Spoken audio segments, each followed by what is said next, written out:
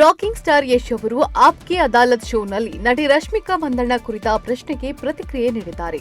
ಖ್ಯಾತ ಪತ್ರಕರ್ತ ರಜತ್ ಶರ್ಮಾ ನಡೆಸಿಕೊಡುವ ಜನಪ್ರಿಯ ಆಪ್ಕೆ ಅದಾಲತ್ ಕಾರ್ಯಕ್ರಮದಲ್ಲಿ ಭಾಗವಹಿಸಿದ್ದ ಯಶ್ ಈ ಹಿಂದೆ ನಟಿ ರಶ್ಮಿಕಾ ಮಂದಣ್ಣ ತಮ್ಮ ಬಗ್ಗೆ ನೀಡಿದ್ದ ಶೋ ಆಫ್ ಹೇಳಿಕೆಯ ವಿವಾದಕ್ಕೆ ಅತ್ಯಂತ ಪ್ರಬುದ್ಧವಾಗಿ ಹಾಗೂ ಸ್ಪಷ್ಟವಾಗಿ ಪ್ರತಿಕ್ರಿಯಿಸಿದ್ದಾರೆ. ಚಿತ್ರರಂಗಕ್ಕೆ ಕಾಲಿಟ್ಟ ಆರಂಭದ ದಿನಗಳಲ್ಲಿ ರಶ್ಮಿಕಾ ನೀಡಿದ ಈ ಹೇಳಿಕೆ ಸಾಮಾಜಿಕ ಜಾಲತಾಣಗಳಲ್ಲಿ ಭಾರೀ ವಿವಾದ ಸೃಷ್ಟಿಸಿ ಯಶ್ ಅಭಿಮಾನಿಗಳ ಆಕ್ರೋಶಕ್ಕೆ ಕಾರಣವಾಗಿತ್ತು.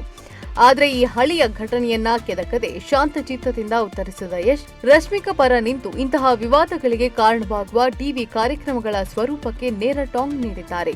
ಸಂದರ್ಶನದಲ್ಲಿ ಮಾತನಾಡಿದ ಯಶ್ ಅವರು ಯಾವ ಅರ್ಥದಲ್ಲಿ ಹಾಗೆ ಮಾತನಾಡಿದ್ದಾರೋ ನನಗೆ ತಿಳಿದಿಲ್ಲ. ಆಗಿನ್ನೂ ಅವರು ಚಿತ್ರರಂಗಕ್ಕೆ ಹೊಸಬರಾಗಿದ್ರು.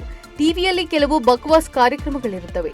ಅಲ್ಲಿ ಸಂದರ್ಶಕರು 3-4 ಆಯ್ಕೆಗಳನ್ನ ಮುಂದಿಟ್ಟು ಯಾವುದಾದರೂ ಒಂದನ್ನ ಆರಿಸುವಂತೆ ಒತ್ತಡ ಹೇರ್ತಾರೆ.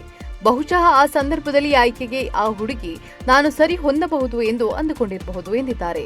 ಆತ್ಮವಿಶ್ವಾಸವನ್ನ ಕುಗ್ಗಿಸಲು ಬಿಡುವುದಿಲ್ಲ, ಇತರರ ಅಭಿಪ್ರಾಯಗಳು ತಮ್ಮ ವ್ಯಕ್ತಿತ್ವವನ್ನ ನಿರ್ಧರಿಸುವುದಿಲ್ಲ ಎಂಬುದನ್ನ ಒತ್ತಿ ಹೇಳಿದ್ದಾರೆ ಯಶ್ ಅವರು. ಅದರಲ್ಲಿ ತಪ್ಪೇನೂ ಇಲ್ಲ, ಅದು ಕೇವಲ ಒಬ್ಬರ ಅಭಿಪ್ರಾಯ ಅಷ್ಟೇ. ನಾನು ಕೂಡ ಅಂದೇ ಅದನ್ನೇ ಸ್ಪಷ್ಟಪಡಿಸಿದೆ. ನಿಮ್ಮ ಬಗ್ಗೆ ಯಾರಾದರೂ ಯಾವುದೇ ಅಭಿಪ್ರಾಯ ಹೊಂದಿರಬಹುದು, ಆದ್ರೆ ಇನ್ನೊಬ್ಬರ ಅಭಿಪ್ರಾಯ ಎಂದಿಗೂ ನನ್ನ ವ್ಯಕ್ತಿತ್ವವಾಗಲು ಸಾಧ್ಯವಿಲ್ಲ. ನಾನು ಏನಾಗಿದ್ದೇನೋ ಅದು ಇತರರ ದೃಷ್ಟಿಕೋನದಿಂದ ಬದಲಾಗುತ್ತಿಲ್ಲ ಎಂದಿದ್ದಾರೆ. ಇಡೀ ಸಂದರ್ಶನದುದ್ದಕ್ಕೂ ಹೊರಗಿನ ಟೀಕೆಗಳು ಅಥವಾ ಹೋಲಿಕೆಗಳು ತಮ್ಮ ಆತ್ಮವಿಶ್ವಾಸವನ್ನ ಕುಗ್ಗಿಸಲು ಬಿಡುವುದಿಲ್ಲ ಎಂಬ ನಿಲುವನ್ನ ಅವರು ವ್ಯಕ್ತಪಡಿಸಿದರು.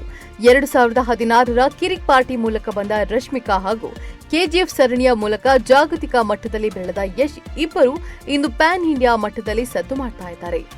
ಜೆನ್ಜಿ ಪೀಳಿಗೆಗೆ ಕಿವಿಮಾತು.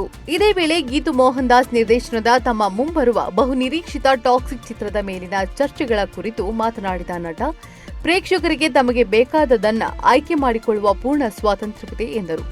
ಸಿನಿಮಾವನ್ನ ಅದರ ಕಥೆಯ ಮತ್ತು ಉದ್ದೇಶದ ಹಿನ್ನೆಲೆಯಲ್ಲಿ ಅಳೆಯಬೇಕೆಂದು ತಿಳಿಸಿದ ಅವರು, ಹೊಸ ಪೀಳಿಗೆಯಾದ ಜೆನ್ಜಿ ಪ್ರೇಕ್ಷಕರು ಈಗಾಗಲೇ ಸ್ಥಾಪಿತವಾಗಿರುವ ಕಲ್ಪನೆಗಳನ್ನು ಪ್ರಶ್ನಿಸುವ ಹಕ್ಕನ್ನು ಹೊಂದಿರಬೇಕು ಎಂದು ಅಭಿಪ್ರಾಯಪಟ್ಟರು.